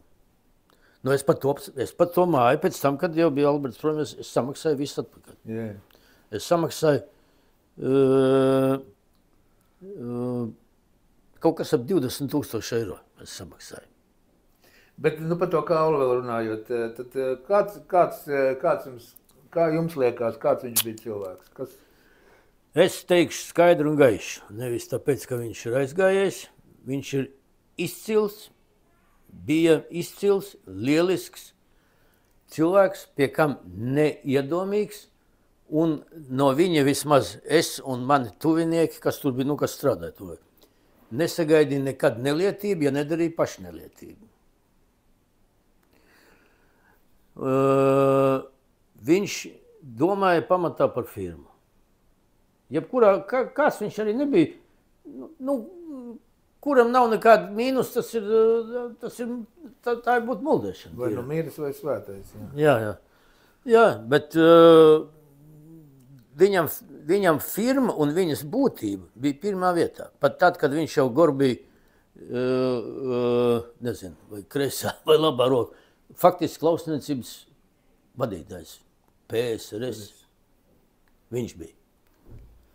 Kāpēc tad es ar viņu lidoju kopā uz Ameriku? Jūs par to pastāstiet, jā. Kas tas bija un kā tas notika? Mani sauca kadrdaļas šefs, kurš zināja, kur viņš strādā vēl. Tad viņš saka, tev steidzīgi jātais uz Amerikas Savienotām valstīm vīzi. Tas bija kaut kāds decembris.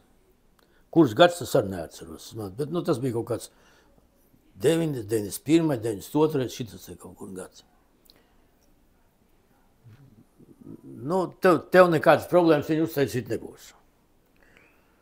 Un tad mēs lidojām Alberts, muzikants, Ūdris un es. Un 5. bija tulks, kā viņu sauc, ļoti zolīts cilvēks. No universitātes viņš bija svešvalodas katedras vadītāja. Alberts bija pār mani. Viņš strādāja darbā. Ļoti zolīts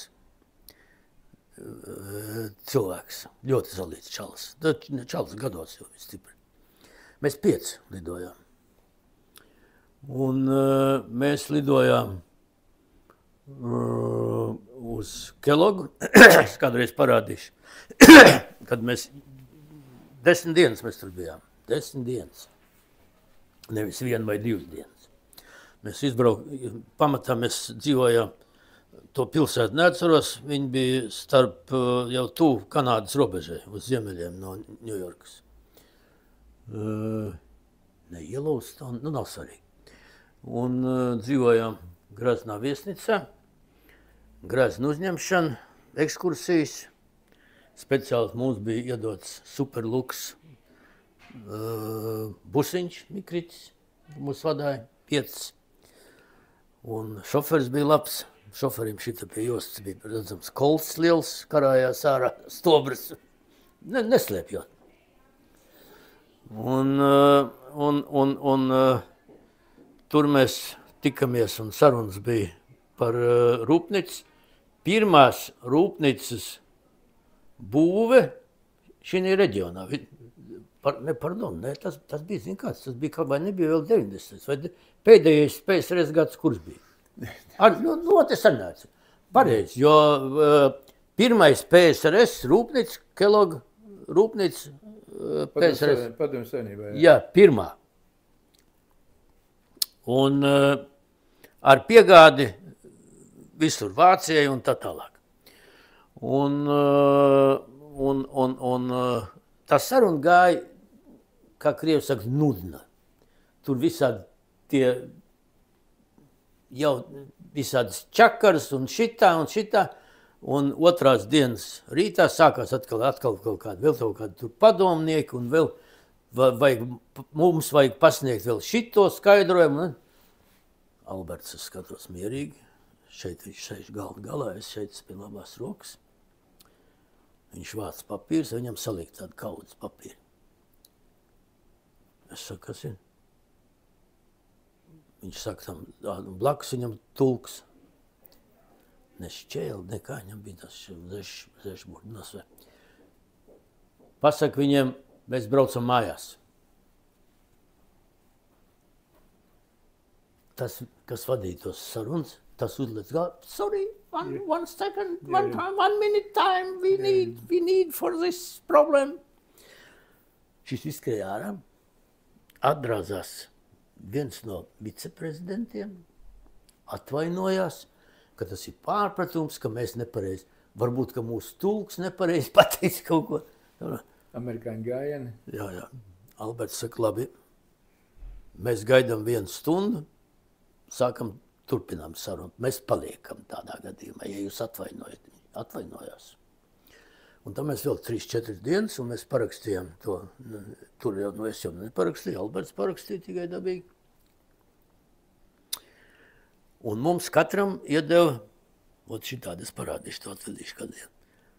Kelloga šitādi žurnāli, ne žurnāli, fotožurnāli ar fotogrāfijām. Šie izrādās, ka visi bija bildējuši, visi mūsu vizītes par rūpnicām, mēs braukājām to ražošanu, skatījāmies. Kur jūs bijāt? Kur mēs jūs tikāt? Jā. Un vienu dienu viņi mūs veda uz latviešu, vēl kaut kādu, cik tur kilometrus meloši, nav svarīgi. 100 točni bija. No šīs pilsētas bija lielākais latviešu, kā saka, kā teiksim, ogre. Ja? Kur latviešu, to migrantu, ne štāps, ne centrs, dzīvo. Tur bija bērndārs latviešu valodā, viss, kas bija. Tie tur taisīja mūsu pieņemšanu visādi. Tā kā, un no turienes mēs izlidojām, kad mēs tur atlidojām, tad tur arī bija interesanti. Mēs izkāpām no lidmašīnas, mūsu lidmašīna uzreiz jau gaidīja Kelloga veči, atveda pa kaut kādu izēju, citu, nevis pa kopējo izēju, bez kontrolas. Izveda uz lidlauka placi, tur stāvēja tāda lidmašīna uz kaut kādu 20 vietām specreizes, mums ar specreizes mēs lidojām uz turien. Un atbrauca PSRS sūtnis Amerikas Savienotās valstīs. Ko viņš tur darīja vēl? To, lai paliek vēsturē. Bet mums bija pēc tam, pēc viņa aizbraukšanas, bija labāk palika. Ticami? Tā kā tu vari iedomāties, kāds līmenis, līmenis. Tā, un pēc tam, kad es ar tiem ekstraktiem, sākot ar ekstraktiem jau būvējās. Kas jums bija tie par ekstraktiem? Kādus jūs taisījāt? Ap 40 nosaukumu. 2 nosauciet. Vienkāršākais. Āboli. Āboli ekstrakts. Jā, āboli ekstrakts. Un šitās te pieņemsim kumelītes vai ne, vai kaut kādu ženšeņu ved no Sibirijas. Es organizēju vešanu. No Altai kalniem kaut kādu vēl šitie te speciālie kristāli, tur bija akmeņi arī tādi no tiem. Šitādi gabali es taču drausmīgi dārgi, taču ne? Tas, ja toreiz nekas nebija dārgi. Bet toreiz pirmkārt nebija dārgi, bet otrkārt viņš arī pārdošanā gāja tā kā traks. Kur jūs to spirtu ņēmāt? Sākumā spirtu ņēma no Leišu rūpnices. Kaut kur braucot uz Šauļiem, pa kreisi pagriezās ceļš, un tur bija spirta rūpnica, kur taisīja kaut kādas rūkšanas ceļā, ne jau tā kā taisa etilspirts tādu kaut kādu. Viņam bija arī tāds viegls aromāts, viņš pašam jau bija nevēlams. Es pēc tam organizēju, dabūju zināt, kur Latvijā ir viena spirta rūpnica, kur iet uz bankrotu, kur mēs pēc tam arī faktiski pārņēmām savā kontroli un vadībā. Tas ir braucot uz Madonu šoseju. Es neatceros šito vietu. Jā, kā sauca, to nezinu. Nē, zinu dabīgi, es atceros papīru, bet neatceros. Un tur mēs no turienes vedām, un tas, kas tagad stāv vēl joprojām, tas ir mans rokas darbs. Kur tagad alkoholu taisa? Jaunkulās. Tur stāv 3 ņeržavējas cisternas. Tās es atvedu. No vienības gatves, tur ir rūpnīca, bija taisīja speciāli mums tās cisternas uztaisīja. Jo pirms tam bija cisternas, bija melna tērauda cisternas negrasē. Taisīja arī to es no Grindeks, nevis nozaga, bet nopirka. Emalijā tās cisternas, bet tās ir čuguni. Drausmīgākais svars un tilpums bija tikai 10 tonnas. Šitā man liekas, ka 40 tonnas katrā tāds izvai 50. Tās cisternas stāv kā piemineklis. No kā te jūs ražojāt to spirtu tad? Mēs pirkām no spirtu rūpnīcas, pēc tam pārgājām. Un tā skaitā arī daļu pirkām no... Paši neražojāt? Nē. Kāpēc neražojāt paši? Tas ir baigi sarežģīti un iznāk dārgs. Kas tur sarežģīti? Nē. Cik jūs pirkāt to spirtu? Ko? Cik toreiz maksāja spirts? Neatceros. Man liekas, litrs kaut kāds 70 kapeikas. Zem rubļa. Tas ir padomu cena vēl.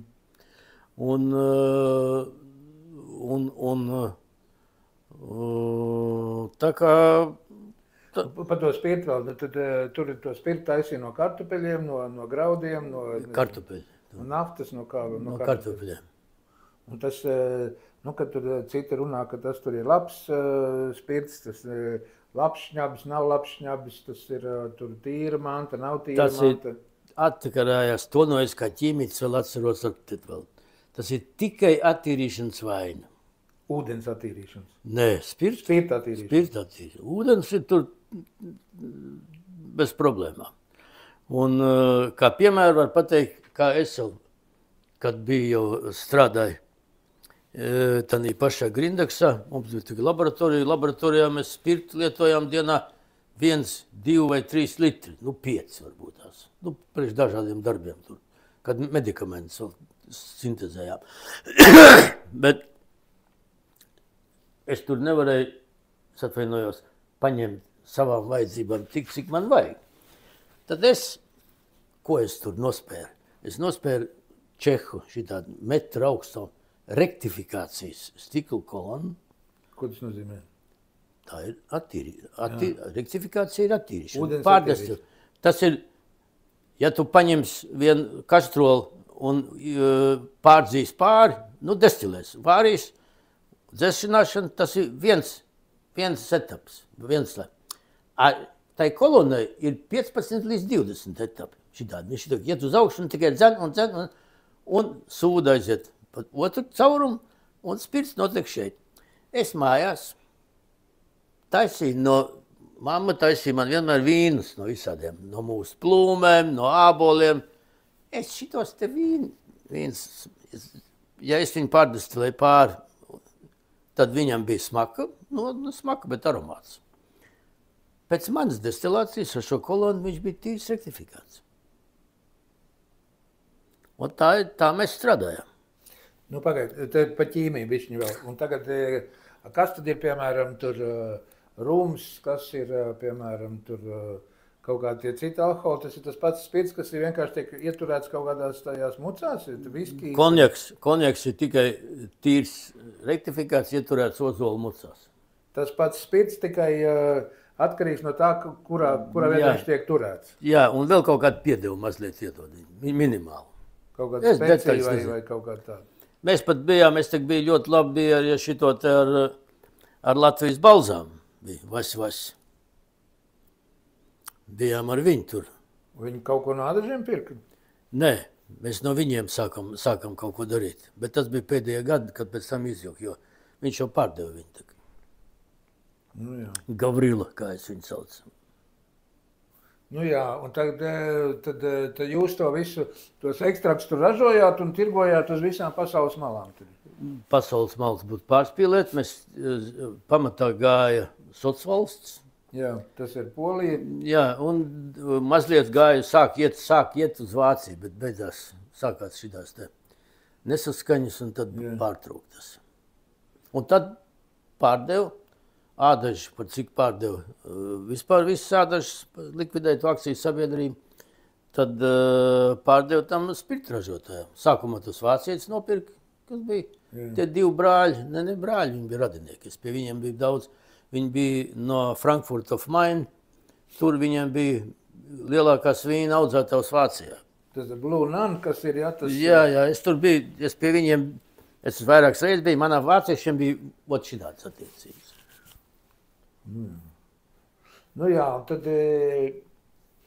Tad būtu baigi interesanti par to, kā tad viena no varenākajām, no izcilākajām saimniecībām visā PSRS pēkšņi sabruka.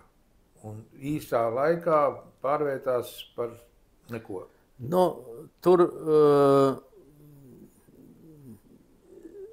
es domāju, ka ļoti daudz pielika tā pēdējā sapulce, kas bija sapulce, kad Kaulu izmet ārā un kļuva par padomes priekšsēdētāju Johannes Vimbonu, kurš arī sev vēlamā virzienā pamazām visu privatizēja un iznīcināja. Vairāk nebija. Un galvenais tie akcionāri, kuriem bija vienalga, cik akcijas jau bija sadalīts tas, starp citu, šī akciju sabiedrība Latvijā, kas nodibināta uz viņas bāzes, uz mūsu statūtu, akcijas sabiedrības ādažas statūtu, tika izstrādāts Latvijas akcijas sabiedrības likums, jo nebija neviena akcijas sabiedrība. Viņi nezināja, kas tad ir. Bet tiem akcionāriem sadalīja tas par velti, nevajadzēja pirkt, tas akcijas atkarībā no stāža un ieņemamā amata un ienākumiem. Pieņemsim, man bija ar visu to, ka es biju strādājis kaut kāds 3 vai 4, neatceros, 5 gadus, es saņēmu kaut kādas 50 akcijas. Bet es pēc tam no saviem strādniekiem biju ļoti priecājos, ka Sidorovs ir dumšs. Es atpirku, un man beigās bija jau kaut kādi 40,000. Kopā akciju skaits bija 240. Un Jānis tas vispār izdarīja. Tur bija rezervas 80,000, laikam pirmoreiz palika rezervē kaut kur pārdot kādam vai ko. Es nezinu to mērķi, kam viņa taisīja, es jau tur nepiedalījos. Viņš man neicināja pie tām sarunām. Viņš uztaisīja, ka šīs akcijas viņš nopērka, ko nedrīkstēja pēc statūtiem izdarīt. Vimba. Bet tas bija viņam finišs. Ne, bet es te nekādīgi nevaru saprast to, kā tas var būt, kad faktiski visi nopelni bija Kukelim, Kukelis iedeva Kaulam, Kauls uztaisīja vienkārši super saimniecību. Kaulam cepurnost. Un pēc tam tā kā tur tie puspriekšnieki un priekšnieki, kas bija, tie bija visi labām labās vietās. Pamatā bija visi labi, normāli. I tai pašos podniekos bija viss normāli, I celtniekos bija, celtniekos, šefs. Puriņš. Puriņš, jā. Puriņš arī bija, starp citu, viņš strādāja vairāk. Es biju viens no tiem stulbākajiem, kurš netaisīja sev interesi, kā tādu, kaut kādīgi veidu, neiet runa pa zakšanu. Jā. Es varēju visu to pašu, pieņemsim to pašu Latfūdu. Es atvedu, kad Latfūds gāja uz beigām, jo bija tas sabrukums PSRS, Latvijas pārņemšana, visas tās politiskās, ekonomiskās dokumentu rakstīšana, nodokļi un tā tālāk. Es atvedu, dabūju savu vāciet, ar ko es taisītu uz ekstrats Albrechts Hāzes, kas joprojām man ir, es iedošu vizītkarti. Joprojām viņš būs šeit līdz 1. maijam. Mums ir viņa zemes īpašuma. Un Kovers. Paldies. Kovers, es zinu, tas bija tas medījumi. Jā, es to tā atvilku. Es ar viņu parakstīju. Bet tā bija baigi labā ideja, un tas, man liekas, vāciešiem bija izdevīgi un visiem bija izdevīgi. Tas bija fantastiski, bet tas bija tik ilgi, kamēr bija normāls, es neatceros vairāk to uzvārdu. Kamēr bija meškopības un šitās mešsaimniecību vadītājs, tas bija normāls vecs, es aizmirsu, jēbogu viņu, nevis. Jo tas strādāja viss kā nākās. Tad, kad sāka brukt šī sistēma šeit, iekšā, kad tās partijas bezgalīgās nodibinājās. Bet kāpēc taču faktiski Albertu nogrāva viņa paša vietnieki, kurus viņš pats bija izvēlējis, kurus viņš pats uzturēja, baroja, atvilka kopā, rūpējās. Kāpēc kas mainījās, kāpēc viņi izdomāja, ka tagad jāgāž nost tas kauls? Visiem bija labi, tāpatās bija labi, viss jau pietika. Es teikšu tā, ka es nevis tāpēc, ka es negribu to teikt. Kāpēc tas? Es gāju, tā kā es jau teicu, es 7, 10, 15 es biju darbā, un 7, 8, 9 es braucu mājās. Man nebija laika to, ko darīju šeit, kas dzīvoja šeit. Man bija jābrauc uz Mārupas ielu. Jā. Tie taisīja, tā skaitā arī aiz manas muguras, viņi sagrautos pašas ekstraktus. Man nebija laika. Kā viņi cēla? Kas tas ir skaudība? Kas tas ir? Tas bija mēģinājums izmantot to, ko uztaisīja to akciju. Es domāju, ka tā viena no lielām kļūdām bija, ka nepareizi uztaisīja to akciju sabiedrību. Ka vajadzēja dot tomēr kaut kādiem 5, 7, 10 maksimāli cilvēkiem kontrolu paketu viņu rokās. Nevis, ka iet sapulcs, kurā atnāk 200 cilvēki, un iepriekšējā vakarā, man pēc tam nākošā dienā, es izvēlu biju sacis, es vēl sēdēju pie galda Albertam blakus un muzikantam sapulces vadīšanā. Jā. Man pateica, tevi vakar aicināja uz sapulci to vakarā. Es saku, nē. Nu tad ko tu brīnies? Viņi atnāca 4 gabali. Kas tas bija? Vimba? Ārs. Un vēl 2 kungi no zāles, kas zālēs tādā. Un kas uzstājās ar drausmīgāko runu, ka neliec, šis novedis uz Alberta rādi, šis novedis pie bankrota. Un tad, kad balsošana, tagad jau balsošanas akcijas jau balsoja. Kad viņi pacēla rokas, kaut kādi 20, 30 akcijas bija pārsvars tikai viņiem. Kas to organizēja, no turienes arī sākās sabrukums. Nu, taču it kā, kad govi, kas dod pienu, parasti nekauja, to taisnē rūpējās, kad lai viņi maksimāli ilgi dod to pienu. Redz, ka te ir mazliet arī savādāk, varbūt. Nu jā. Paklausies, man sieva beigt mūsu.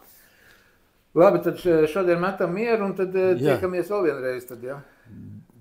Kaut vai 2 reizes. Jā. Pagaidām paldies par sarunu, un tad taisam vēl vienu sarunu. Bet tu redz, ka es runāju, es atvainojos, ka es pārgāju uz to. Mēs pārēsim uz to, tu ar mani uz to, bez problēma.